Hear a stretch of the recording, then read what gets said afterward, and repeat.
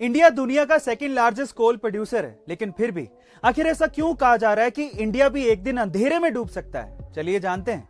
India में लगभग 70% बिजली का उत्पादन कोयले से होता है और कोरोना महामारी के बाद से ही इंडिया की अर्थव्यवस्था ने बहुत तेजी से रफ्तार पकड़ी है और उसी की वजह से कोयले की डिमांड भी काफी ज्यादा बढ़ रही है और उसी के चलते कोयले की कीमतें भी आसमान छू रही हैं। वहीं दूसरी ओर भारी बारिश के कारण कोल माइंस में पानी भर जाने की वजह से बहुत से कोल माइंस बंद हो गए हैं और कोयले के उत्पादन में भी काफी ज्यादा कमी आई है और उसका सीधा प्रभाव 135 से ज्यादा पावर प्लांट्स पर हुआ है। इसी कारण इंडिया में बिजली संकट के कयास लगाए जा रहे हैं। क्या आपको भी ये लगता है कि ब्लैकआउट जैसी परिस्थिति इंडिया में भी हो सकती है? कमेंट सेक्शन में जरूर लिखेगा और ऐसे अमेजिंग वीडियोस के लिए शेयर, सब्सक्राइब एंड लाइक। मिलते हैं अगली वीडियो में। स्क्विड गेम्स में बचपन में खेले जाने वाले खेलों को कुछ ऐसे अनोखे और नए तरीके से पेश किया गया है कि शो को रिलीज हुए सिर्फ एक ही महीना हुआ है और ये शो नेटफ्लिक्स पर नंबर 1 पे ट्रेंड कर रहा है। इस शो का एक इंडियन कनेक्शन भी है जो कि बेहद खास है। कैसे, मैं आपको बताता हूँ। स्क्विड गेम्स में प्लेयर नंबर 199 यानी कि अली, जिसे पाकिस्तान का इमिग्रेंट भी दिखाया गया है, ये किरदार किसी और ने नहीं बल्कि एक इंडियन एक्टर अनुपम त्रिपाठी ने निभाया है, जो कि मूलतः दिल्ली के रहने वाले हैं। उनकी पॉपुलैरिटी का अंदाजा आप इस बात से लगा सकते हैं कि शो के रिलीज के कुछ ही दिनों में 30 लाख से ज्यादा फॉलोवर्स इंस्टाग्राम के उनके अकाउंट पर हो गए हैं और सोशल ब्लेड की रिपोर्ट के मुताबिक हर दिन लगभग 1 लाख से ज्यादा लोग उन्हें इंस्टाग्राम पर फॉलो कर रहे हैं। गाइस, आपने अनुपम त्रिपाठी की ये परफॉर्मेंस स्क्विड गेम्स में देखी या नहीं? कमेंट सेक्शन में जरूर लिखेगा और ऐसे अमेजिंग वीडियोस के लिए शेयर, सब्सक्राइब एंड लाइक। मिलते हैं अगली वीडियो में। तारीख पे तारीख, तारीख पे तारीख, तारीख पे तारीख। गाइस, आप लोगों ने ये फेमस डायलॉग तो जरूर सुना होगा, क्योंकि ऐसी धारणा है कि सालों साल हमारे देश में केस पेंडिंग पड़े रहते हैं और आप ये जानकर हैरान रह जाएंगे कि हमारे देश का सबसे पुराना पेंडिंग केस उस कोर्ट से भी पुराना है जिसमें वो चल रहा है।